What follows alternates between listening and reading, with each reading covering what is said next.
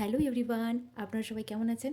আমরা সবাই খুব ভালো আছি। আজ শুক্রবার, আজকে যেহেতু রামনবমী তাই ছেলের স্কুল আজকে ছুটি। ছেলের স্কুল ছুটি মানে আমার ঘর পরিষ্কারের দিন। সারা সপ্তাহ তো ঘর পরিষ্কারই রাখা হয়, কিন্তু স্কুল ছুটির দিনগুলোতে যেন মনে হয় আরও একটু সুন্দরভাবে পরিষ্কার করে গুছিয়ে সব কিছু রাখি।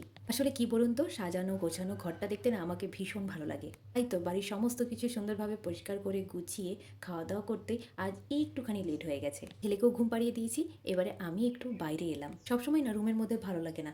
খাওয়ার পরে একটুখানি পায়চারিও হলো, একটু বাইরটাতে ঘোরাও হলো, ভীষণ ভালো লাগে। ছেলের কাণ্ড দেখেছেন তো, কোথায় কোথায় যে খেলনাগুলোকে ছড়িয়ে ছিটিয়ে রাখে তার কোনো ঠিক নেই। আমার বেশিরভাগ টাইম তো ওর খেলনা গোছাতেই চলে যায়। একটা জিনিস লক্ষ্য করেছেন তো, ও না স্কুল থেকে বাড়ি ফেরার সময় না একটা আম গাছের নিচে না অনেক ছোট ছোট আম পড়েছিল।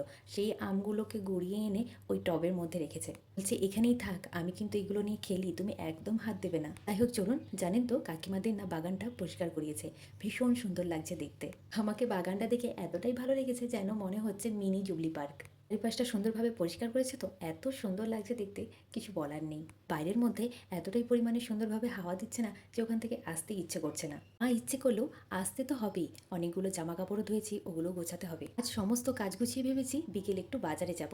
বিকেলে বাজারে যাওয়ার আগে না আরও একটা কাজ আছে জানেন তো, আপনাদের দেখিয়েছিলাম না টেলারের কাছে দুটো ব্লাউজের পিস দিয়ে এসেছিলাম, ওই ব্লাউজগুলো না কাটানো হয়ে গেছে। আজ আবার ওই ব্লাউজগুলো নিতে যেতে হবে। কিচেনের তো সমস্ত কাজ গুছিয়ে নিয়েছি। আজ একটা আবার না কাণ্ড হয়েছে জানেন তো, দুধটা না গরম করতে বসিয়েছিলাম, গরম করতে বসিয়ে দেখি দুধটা তো কেটেই গেছে। তাই ভাবলাম দুধটা যখন কেটেই গেছে তাহলে ছানাই বানিয়ে নিই। অবশ্য আমাকে ছানা খেতে ভীষণ ভালোই লাগে, তবে আমার ছেলেও মাঝে মাঝে ছানা খায়। ভাবলাম চলুন মাঝে মাঝে না হয় দুধের বদলে একটুখানি ছানাই খেয়ে নিই আমরা সবাই। জানেন তো এই মুহূর্তে ইচ্ছে করছে ফ্যানটা একটু হালকা করে চালিয়ে একটু শুয়ে পড়ি। তবে হ্যাঁ, শুলে চলবে না, ওই যে বললাম না আগে টেলারের কাছে যেতে হবে, ওখান থেকে ব্লাউজগুলো নিয়ে এসে তারপর একটু বাজারের দিকে বেরোবো।